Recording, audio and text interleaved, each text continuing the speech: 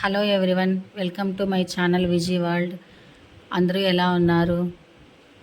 ఈరోజు మన వీడియోలో చికెన్ పకోడీ ఎలా చేసుకోవాలో చూద్దాం. ముందుగా ఒక అర కేజీ చికెన్ తీసుకోవాలి. అందులో పసుపు, ఉప్పు, కారం, ధనియాల పొడి, జీలకర్ర పొడి, గరం మసాలా, అల్లం వెల్లుల్లి పేస్ట్, మైదా, కార్న్‌ఫ్లోర్, సగం నిమ్మకాయ వేసుకొని బాగా మిక్స్ చేసుకోవాలి. అందులో ఉన్న తడి సరిపోతే పర్లేదు, లేదంటే కొద్దిగా వాటర్ వేసుకొని కలుపుకోవాలి. కొంచెం కరివేపాకు, కొత్తిమీర వేసి కలిపి 1 గంట సేపు పక్కన పెట్టుకోవాలి. 1 గంట పక్కన నానిన తర్వాత ఆయిల్ మీడియం హీట్ చేసుకొని అందులో వేసుకోవాలి.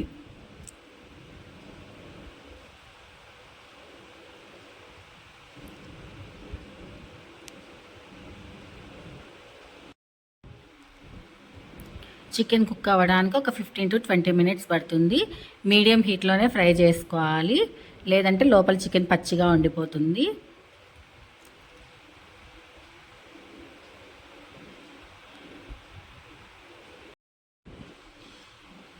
చికెన్ పీసెస్ని ఆయిల్లో వేసిన తర్వాత కొంచెం కలుపుతూ ఫ్రై చేసుకోవాలి. నాకైతే 15 మినిట్స్ టైం పట్టిందండి ఫ్రై అవ్వడానికి. ఫ్రై అయిపోయింది. ఇప్పుడు తీసేసి పక్కన ప్లేట్లో వేసేసుకుందాము.